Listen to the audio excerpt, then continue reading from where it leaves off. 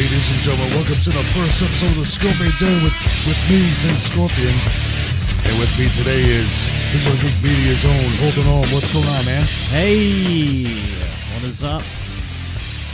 How are things? Oh, things are going really good, man. It's been a long time. It's been a month since we've dipped into the pool of wrestling. But since this being the very first inaugural, did I even say that right?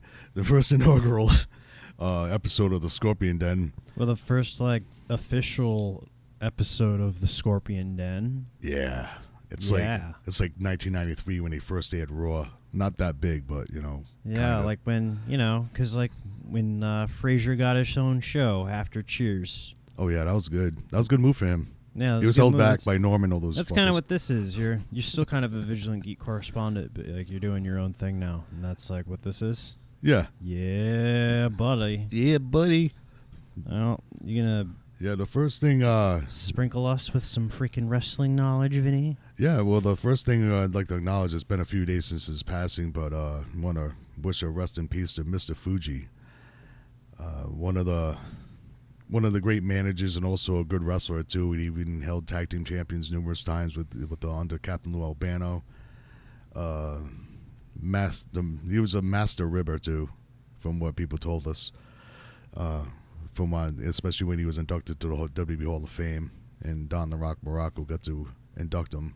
Yeah, he was part of that great cast of managers from the 80s. Yeah, him, Classy Freddie Blassie, Bobby the Brain Heenan, Mouth of the South Jimmy Hart,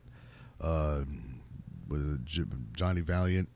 Yeah, you don't see that as much anymore. Where the old guys, they're still working behind the scenes, but they don't manage talent anymore. And that's what's missing too. Well, I think that was just them compensating back in the day because WWE put such a premium on people who can handle the mic. Yeah, most of them were made as mouthpieces, and then you had later on. I liked it when they also got involved, and also especially Mr. Fuji hitting wrestlers, the baby faces with the canes and throwing salt in their face. Even in Don Morocco even said there was one story about Mr. Fuji where it was like the dead of winter, and he put another wrestler's car on blocks, just took off his tires and put them on cinder blocks and just walked away, just left it there, and he had the tires hiding in his room. In his hotel room, he's all laughing his ass off. He's like, "Oh, what the fuck happened to my dude? Oh, I don't know. It's a bad neighborhood." Oh, Fuji, that Fuji, his tricks. I always liked watching him, especially when he was like Demolition and the Powers of Pain. He even painted his face. Then the last real big guy he actually had before I guess he left the wrestling business when he had Yokozuna, and he's one of the very few managers back in the day that actually had a world champion. Like Bobby Brain, he didn't have one, except for like Ric Flair, but he came in from another territory into WWE. Yeah, they don't really have you remember when a lot of the champions used to just have like an entourage with them. Yeah, like they had like a couple other wrestlers that are probably competing for some of the lower belts or already have them. Mm-hmm. They really don't put too much emphasis on factions anymore. It's about each individual superstar now these days. Yeah, and it's funny that you mentioned champions, and we go on to another thing about going to segue over the new championships that are now around ever since the draft was done, because that's the last time we talked about anything about wrestling. We were talking about the draft at the time. Yeah, you've been keeping up. I had to take a break from wrestling. It's WWE asks for a gigantic commitment to the fans, but at the same time they're putting out tons of content. Mm-hmm. So it's like trying to balance that. I'm not interested in everything. I just finally realized that they have a YouTube channel the other day. Oh yeah, and then it's kind of made it easier for me to keep up with the main stuff because all I really care about is promos and how matches finish. Yeah, because most of the time you can find out what's going on just on YouTube just by the segments alone without having to go through the marathon of watching a 3-hour show and going through the commercials and stuff. Yeah, I just care about the main storylines, really. Not that the product in the ring can't be cool. I'm just kind of over it. Yeah. It was like the violence used to fascinate me when I was a kid, but now it's like, all right, cool. Like, nothing matters until the match finishes and the promos. Like, those are the two most important things for me. Because it's the two biggest parts that go ahead and push the story. Unless, someone interrupts in the middle of the match, but then somehow it doesn't end, or, all sorts of stuff like that. That's what I get into. So now Raw has the WWE Universal Heavyweight Champion, which is it's the same belt as the WWE World Heavyweight Championship, just now it's red. And Universal, they're calling it. This Stephanie McMahon's brand is Raw. Within the next 10 years, I predict that a female will hold that belt. Oh, that'd be good to see. That's why they're calling it Universal. They're like, no one's even thinking about it yet. Like, it's going to happen. Like, Bayley's probably going to win it first or somebody. That'd be awesome to see the first ever female ever win a major title like that, besides the Intercontinental Championship. Well, we're starting to see it with the with these mixed gender tag matches that they've had. Yeah, they used to have that back in the 90s. There's no reason why to like not really have them, because everyone's trained to go ahead and take the bumps, and the moves are going to vary, and like there aren't going to be too many body slams of men just because of the body strength stuff. But unless it's Nia Jax slamming a dude through the mat. Well, probably we could see that happening. I mean, like China back in the day, kind of the same deal, right? Yeah, and she was the very first female Intercontinental Champion. And for a while, it was her and Eddie Guerrero together, and I remember there was one time that there was actually a co-holder of the Intercontinental Championship. Like one had it, I think it was Jericho. I could be mistaken, but it's like a lot of at least the United States Championship is on Raw. You have the original WWE Tag Team Champions and the Women's Champion, and it's like now SmackDown has they're gonna have they have the franchise WWE World Heavyweight Championship with the Intercontinental Championship, and they have now SmackDown Women's Champion and SmackDown Tag Team Champions, which is the same color belt. It's just like to me it sounds like remember back in during like the 80s and 90s, you had just three championships at the time, one maybe four. It's like you had the WWE World Heavyweight Championship, the Intercontinental Tag Team, and Women's Championship. Yeah, well, then they played around with other ones a little bit too. Was it in the 90s when they had played around with the ideas of like TV champion and cruiserweight champion and European champion? Well, TV champion was primarily a WCW NWA title that never made its way. Didn't ECW have it though? ECW had a television championship too. They had the ECW TV champion. It's like, they had the European title and the WWE, the Hardcore Championship. I mean, these are all belts that have come and gone over the years. Yeah, the European, like the Light Heavyweight Championship. They even had at one time back in the day tag team women titles.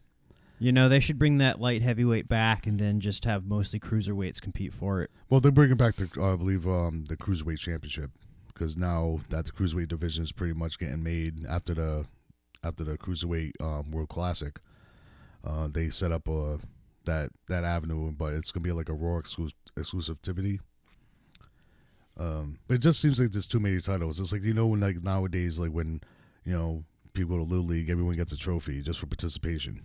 That's what it seems like to me. There's no. Your parents already paid us a ton of money for you to play, so it's like they paid us a bunch of money to give you this. Yeah, we want those. We sold those candy pods, dude.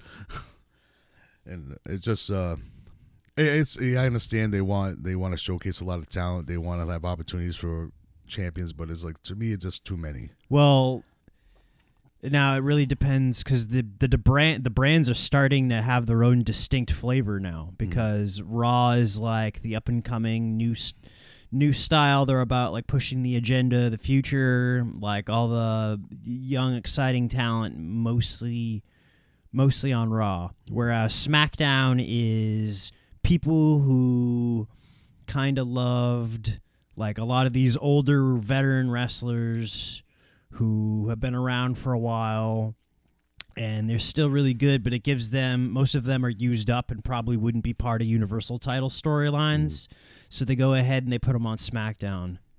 I mean, with the exception of Dean Ambrose. I mean, but he's going to end up back on Raw eventually, you'd think. I see like it's like going to like now storylines.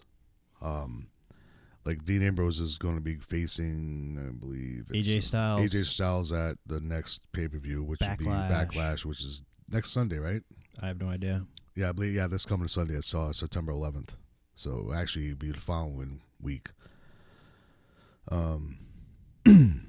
Yeah, it's like you sort of, speaking of storylines, you saw the outcome of the Fatal 4-Way for the W Universal title because... Ooh, a lot of good things happened on that Raw.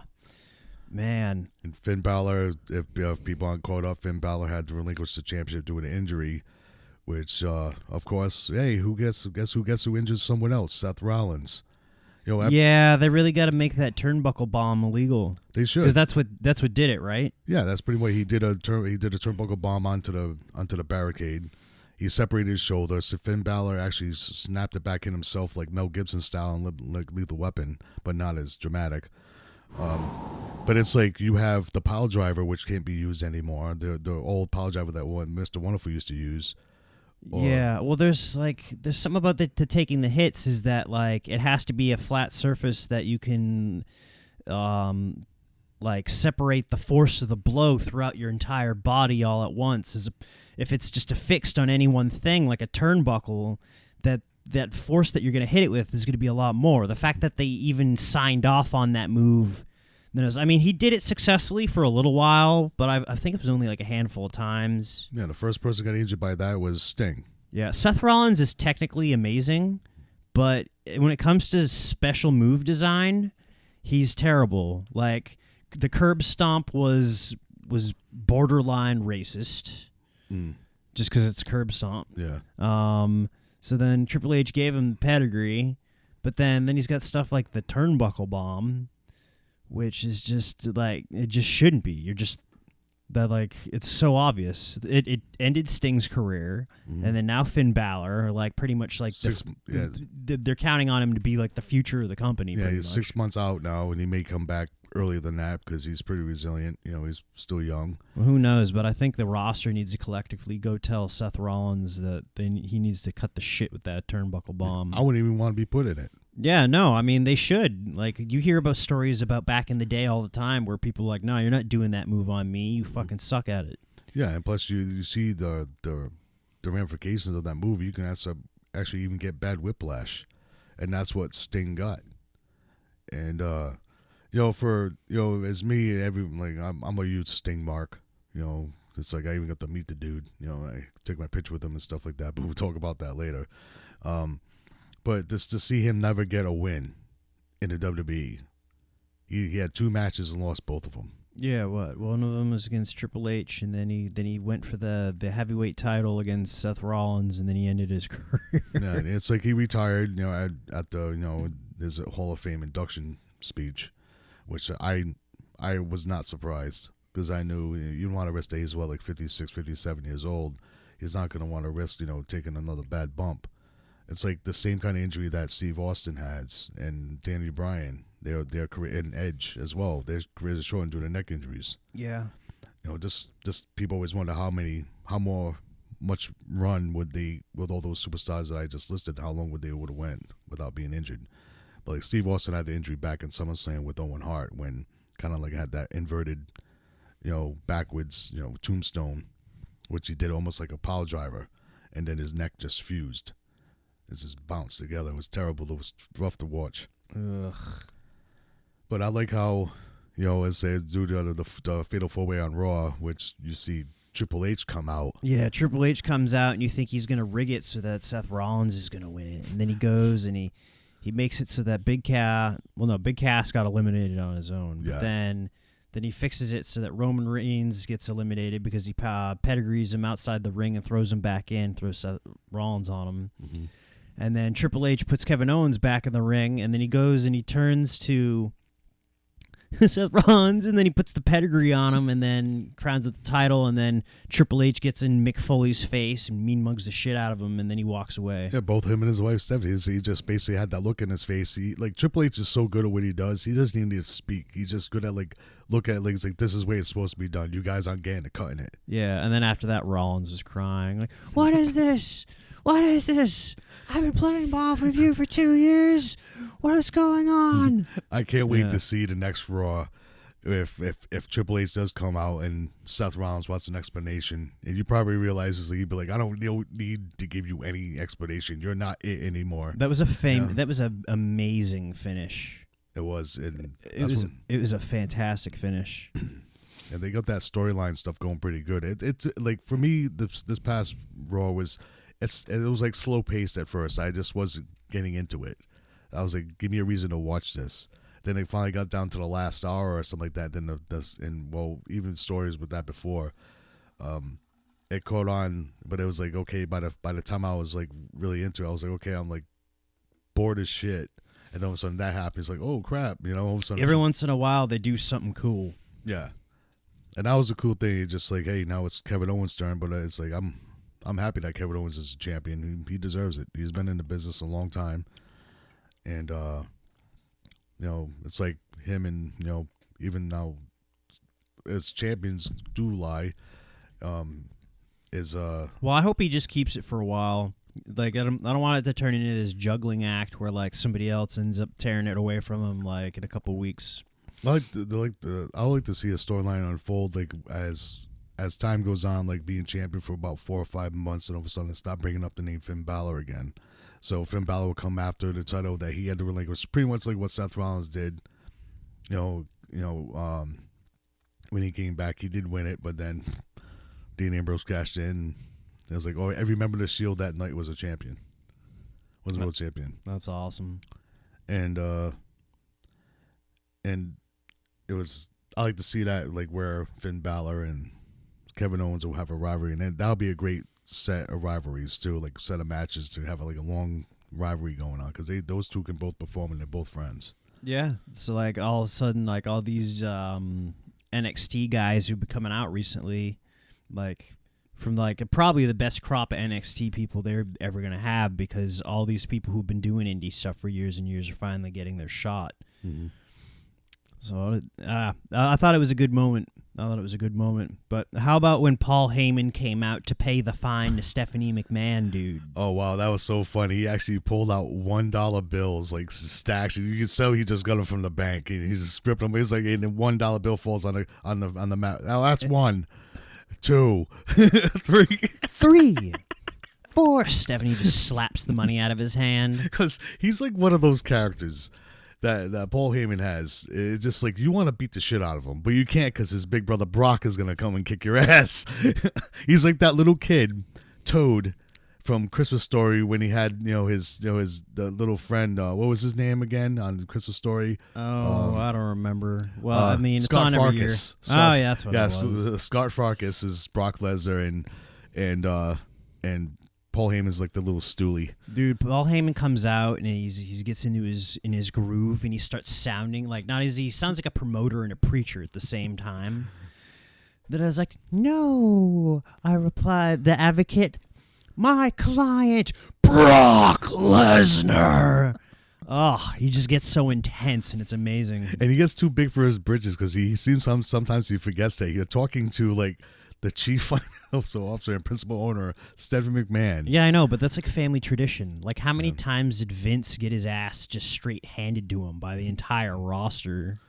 Yeah. Like The Rock, Mick Foley, and Stone Cold, like, probably have given him borderline brain damage. Well, probably Triple H too, although I don't remember him putting out too much punishment to him, because his heel status provided that he was in cahoots with Vince.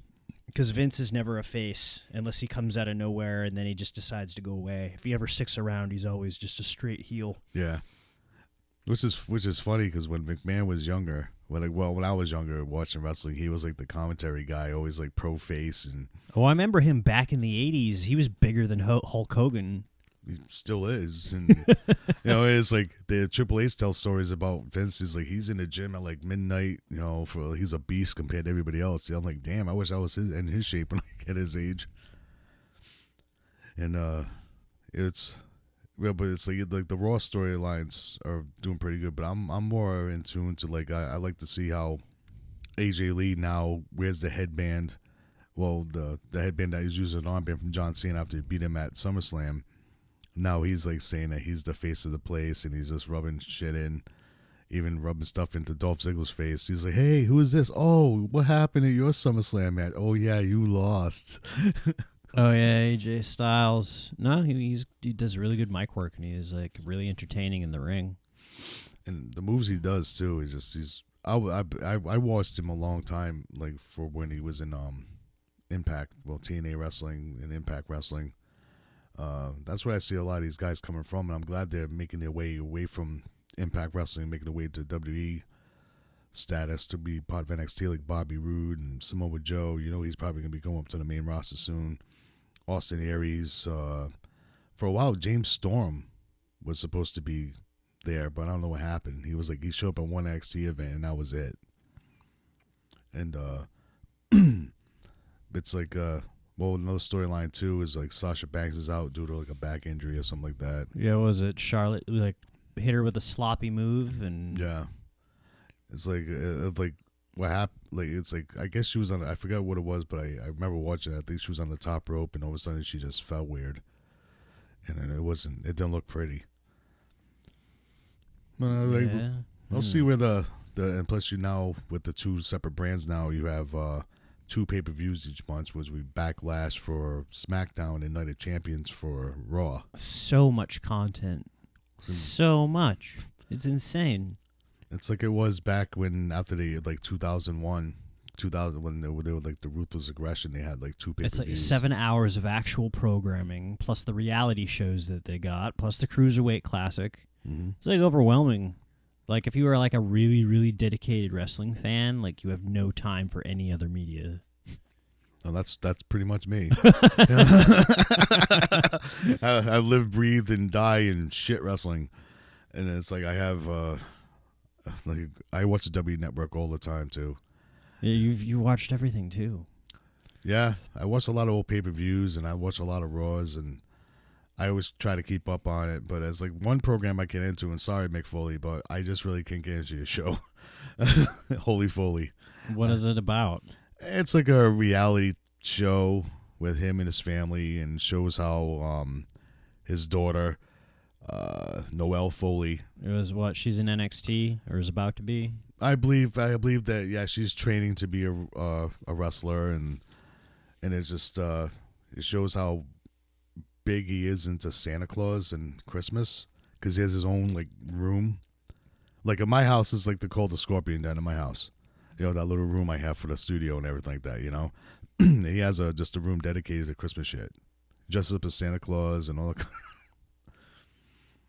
And I just really couldn't get into that reality show. It's not like Hogan's Knows Best or like the Osbournes. Yeah, well, the Osbournes was amazing when it came out because there had really been nothing like it as far as reality TV and celebrities.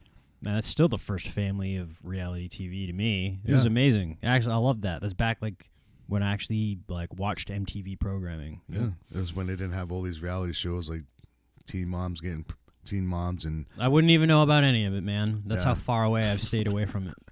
I mean, this is how far back I go. The only reality show first reality show that came out was The Real World, and that's where I was actually introduced to The Miz. Yeah, I remember that season.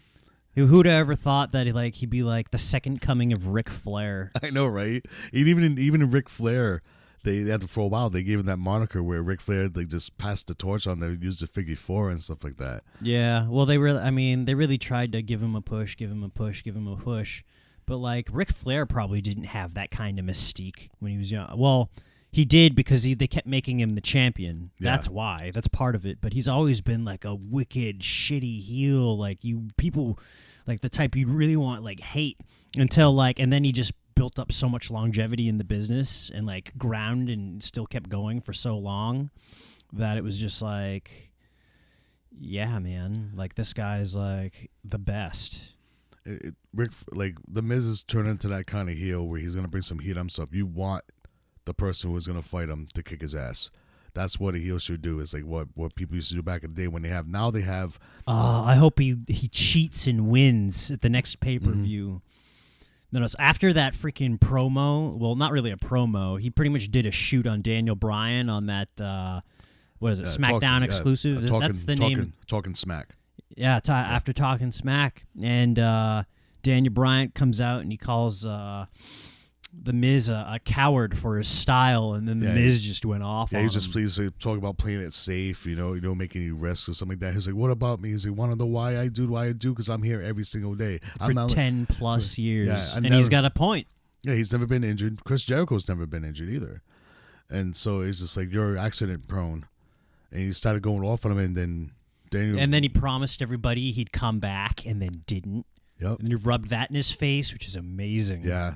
Because that's got to hurt. And then the last episode of SmackDown, Shane even said to him, he's like, hey, I hate to say this, but I tell you, don't push the talent. Don't do that. He's like, I will stick by Miz in this. You owe an apology. He's like, you don't want to rile up talent. That's the only thing you do want to do. You're not.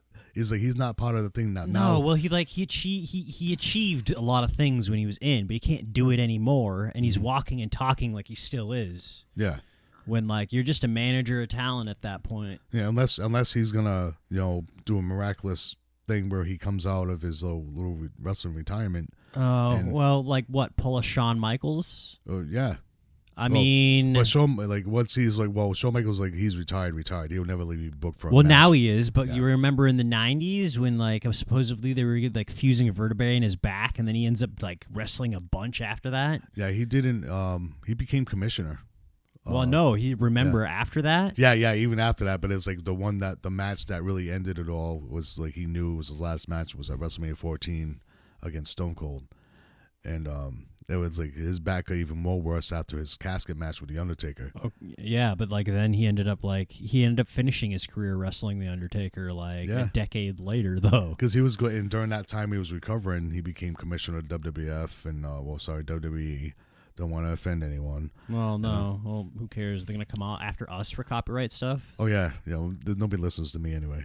Well, no, it's not like we're trying to steal brands for ourselves. We're just talking about them. Yeah, we're using the words to discuss things about stuff.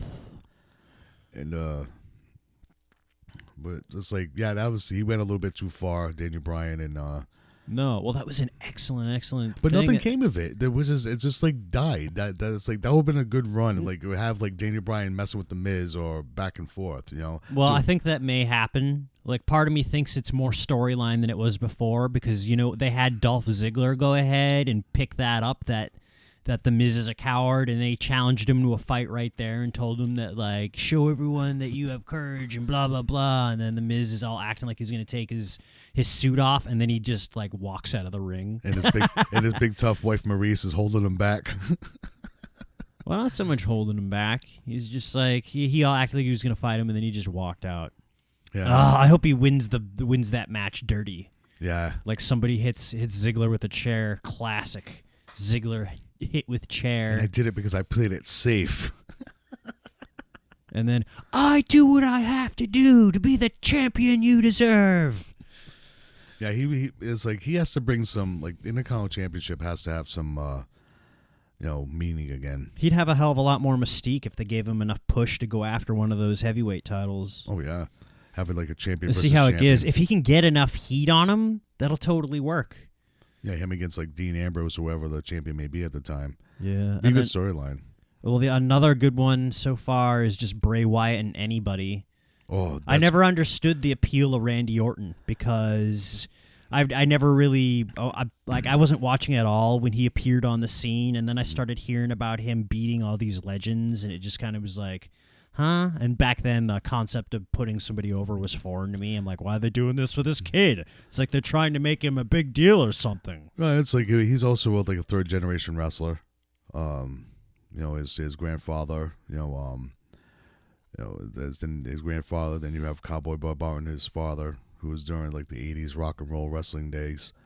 And you have him, which is good because he is he has that mystique of being the legend killer and the Viper or whatever, and so Bray Wyatt's kind of calm on that. It's the day after the first SmackDown you have after getting busted open by Brock Lesnar and losing by a TKO, which I never, in the whole time of me ever watching wrestling or sports entertainment, whatever you want to call it, I never saw anyone stop a match due to TKO.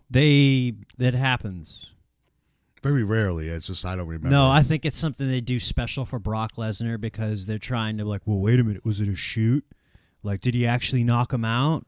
Yeah, even Chris You're Jericho even got upset. He even though his players like, what the hell's going on? They had an actual altercation backstage after was it SummerSlam, and Well, like, was that planned when Brock Lesnar attacked? Well, yeah, they must have because they're trying to hide the fact that like he violated the wellness policy with the steroids because he's like the most invincible, beastly looking wrestler they have on the roster, even though they get to use him like 4 times a year. And then you're gonna get people say, "Oh, it's not steroids." And I'm like, "Well, guess what? When you mask stuff up with estrogen for women's stuff, guess what? That's used to mask up steroids or whatever performance-enhancing drugs you want to use." Well, sometimes they have to do that in order to compensate, like, because otherwise your body does change, and then you got to worry about some shit. But Brock Lesnar doesn't develop boobies. No, well, yeah, I mean, they do that with fertility drugs too. Oh, for real? Yeah, like he might be trying to have kids. Oh yeah, he has enough. Well, he is with Sable. So that's what the investigation stuff is. I mean, a couple other wrestlers, like, well, not wrestlers, but MMA fighters retired. Like Chael Sonnen retired because he was on that stuff, but he was like, well, I want to have a family. I don't need to be fighting anybody anymore. So he just kind of walked away. Yeah, it's like everyone's violating the wellness policy. Alberto Del Rio, Paige, and Eva Marie, which is, speaking of Eva Marie, she no longer has red hair. I don't even know who that is. Eva Marie, she has all red hair. She's on Total Divas. She's been doing a thing. No, nothing. She's been doing a thing lately. She's all red. You have a guy. She don't wrestle. It's like she is introduced out, and they says, "Oh, due to this, Eva Marie cannot wrestle because she sprained her ankle." Good night, everybody. But I guess she's gonna come back. I don't know why she would dye her hair black, because it changes her whole image of being all red. But yeah, well, that's as much as like I've been kind of behind in the wrestling too a little bit. You know, and it's like, but the one good thing that we were gonna get a chance to talk about is like, remember before the last podcast we had with the Vigilant Geek podcast, we were talking about going to see. Yeah, you went to McCoy Stadium in Pawtucket, Rhode Island. There was what were they calling it? Was it Big Time Wrestling? Yeah, Big Time Wrestling. It's an indie group that came here to New England. Vinny went earlier to get a bunch of signatures, and there was actually some pretty serious ones. A lot of big former names. Sting, Raven, Matt Hardy. Matt Hardy's still in there. He has his broken Matt Hardy gimmick going on right now, which I think is very good. Also, who else did I get? I think there was only a few. Oh, and Gangrel. I met Gangrel from the Brood, and also Ministry of Darkness at the one time. Saw a Sandman walking through. I didn't get a chance to. I was standing in line waiting for Matt Hardy's signature, and all of a sudden I see Sandman walking through, and I was like, "Oh man, I should have had my buddy Jared, stay my spot in line. Like, yo, hold my spot, motherfucker. I want to get my picture taken with Sandman." It's all good, man. You got some good pictures anyway. Oh yeah, it's like I was souped when I met Sting. I've always been a big Sting mark and got to ask him a few questions and stuff like that, which is always good. And then the matches were pretty good. The ones we saw, we didn't stay too long. After the fact, we had the midget wrestlers. I forgot what their names were. Yeah. Let's see. They had the tag match to come out the gate, and then they had the midget wrestling, which I thought they kind of banned, but in the indie circuit they still got it. They should bring it back. Bring back midget wrestling. I love it. I mean, they have it in. I mean, it exists. Yeah. Yeah. And then. What else they got? Then they had a couple more matches, and then they had a throwback ECW match, which was insane. That was so good. Especially you have what was it? One side was Gangrel. I want to get the names, and I should get them, but it was like you had Sandman entering the arena, the ring area, the way he always did in ECW, through the crowd, drinking beers, smash him out. He didn't smash it in his head. Yeah, though. Coming out to enter Sandman too. And they always change you ever watch W Network, and they have these old wrestling movies matches, and it's not the same music they used to come out to when they originally did. It's some weird MIDI. they use. Yeah, I haven't run into it myself, but you've been telling me about it. It's pretty nuts. Yeah, because they don't play Enter Sandman because I believe they don't have the copyrights for it for Metallica to use it. Oh well, yeah, Metallica doesn't let anybody use anything for unless they're gonna pay through the nose. And it's WWE, a billionaire company. You think they would let them. He said, "We'll pay you." But it was cool how to see them pouring beers down, people pouring the beers. Yeah, and then he comes out, and then like the match itself was just straight people hitting people with chairs and blunt force trauma. I don't think they did like a single actual move. Nope. It was just total chaos. Yeah, they came out until Sandman beat somebody until the kendo stick split. And then he had to use one from somebody in the crowd. Yeah, then he had to use one. That's pretty good. Hey, mine's better. And then it finished, and then the guy, looked like a local guy, was talking about like, oh, you kids, whatever. I think he was like, in his 40s or something. Yeah, he was like, oh, and he's bleeding. He cut himself in the ring. Yeah, they put him to the table. And then they gave him the mic, and then it was just and then after that, it was like, wow, well, I don't imagine it's going to get much better than that. We should probably go. Yeah, because we didn't even stay for the Matt Hardy match against Rhino, and we didn't stay for the other match with Damien Sandow. Oh yeah, Damien Sandow. Yeah, and I forget who he was going against. It was also somebody who had like pretty recently cut. Mm-hmm. Well, at least so speaking of that one event, that was big time wrestling. But on the September 9th, we're gonna be going to Lowell for Chaotic Wrestling. Yeah, see, they got a lot of names on there. Here, let me go ahead and just bring up the window here. You can go ahead and tell them about who's going to be there. Oh, I already got it. As you have Brian Fury, who's been big in Ring of Honor. He's going to be going against Cody Rhodes, and this is the first time I'm going to see Cody Rhodes in action ever since he was left the WWE. Yeah, well, I mean that's the thing with the Goldust Stardust like dynamic. Like, sometimes it makes people feel uncomfortable. Because it's like the gimmick's so out there. He come out hissing like a cat. Yeah. But he's a great talent. He's a great. It's like he is, but you'll never become champion. So with that gimmick. But it's like it was like he's just so underused. He was just so underused in the WWE. It's hard to win as a gimmick. It is always in the biggest gimmicks. Like Goldust won the Intercontinental Championship. I know that. Yeah, no, that's the only thing. And so did he. For. And like Cody Rhodes, when he was like, I think it was like either Dashing Cody Rhodes or he actually brought back the original Intercontinental Championship with the white on it, the one that The Miz has right now, which is I thought was awesome because I didn't really care for the old Intercontinental Championship. A bunch of guys going to be there too that are actually in NXT right now. You have Tommaso Ciampa, Austin Aries, and Johnny Gargano. Johnny Gargano, Austin Aries are going to be also involved in a triple threat match. And you bring that up so I can maybe, because I know there are still tickets available for that event. Plus they're gonna have a meet and greet start at 5:00, and I always show up for that. It's like 5 to 8 for the meet and greets, and the bell time's at 8. And you have and it's good that Brian Fury is going to buy the Firebrand. Brian Fury. It's like news. Do you want me to look at the talent or no? Just the full article. Full article. Yeah. We're going to the full article. So these are the matches that are scheduled. It's the Firebrand, Brian Fury versus Cody Rhodes, and their final match in Chaotic Wrestling is Tommaso Ciampa, who's now with NXT, going against Warbeard Hansen. Do you think the Chaotic Wrestling is like secretly funded by WWE? I don't know, because they have an awful lot of their talent working this event. But Sasha Banks was with this company, but she was going by the name Mercedes CV. Really? Yeah. I wouldn't be surprised if somehow like WWE has all these minor league types around the country, and then they just go ahead and move them over to NXT if they're like showing elite status, and then. But then you got all these people who are already totally on the roster. Oh, and this right here, the triple threat match, is like the dream match they're having for that event. It's like Austin Aries versus Johnny Gargano versus the Juice JT Dunn, and that's gonna be one of those matches. I believe it's probably gonna like steal the show.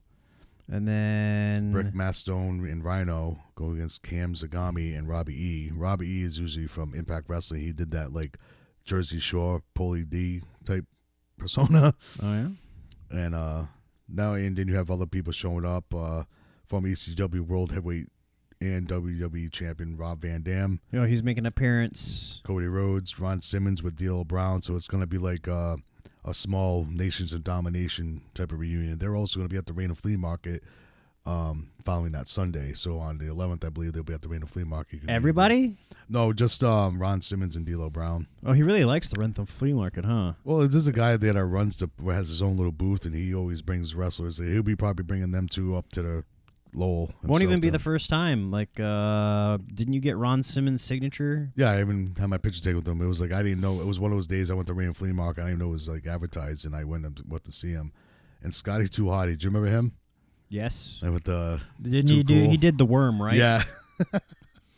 They went from too sexy as a gimmick, where they were just getting like wasted, and then they changed it to too cool, which I thought it was lamer, but then they like totally put him over, and it was actually kind of funny. Rikishi, and then they got Rikishi, and then they became way like legit. It was nice. And you also have other people showing up. You have Austin Aries, of course, Donovan Dijak, and Dia Trinidad, which I mentioned her a few times. You have. Yeah, I'm a big fan of hers. It's just when she was, she's been wrestling for a while. I can't wait till she gets in NXT. But yeah, that was pretty much, what we've been doing. We have our plans to do. When we have our next one, I'm pretty sure that we're going to be talking about this. So this pretty much this segment is pretty going to be like when the Scorpion then comes on. It's going to be like a once a month type thing, talking about wrestling and whatever it can be about it. But yeah, is there anything you want to plug, brother? Yeah. So if you may not be aware, I'm part of a blog/podcast called The Vigilant Geek. You can find us on The Vigilant Geek at YouTube, or the blog at thevigilantgeek.blogspot.com. We have a Facebook page at Vigilant Geek Media, and then there's my Twitter handle at Holden Orme. And I'm on there sometimes, mostly just talk about comic books, but I do talk about wrestling every now and then. So, yeah, that's it. That's it for me. Other than that, it's been a great, appreciate having on, Holden. It's been a great first episode, I believe. There's going to be plenty more. Be on the lookout for the Vigilant Geek Media. We're also, if you can, check out that chaotic wrestling event. It's going to be in Lowell, Mass. It's September 9th. I believe they still have tickets available. Other than that, hey, this is a Scorpion Den. This has been Scorpion. I'll see you later. We're out.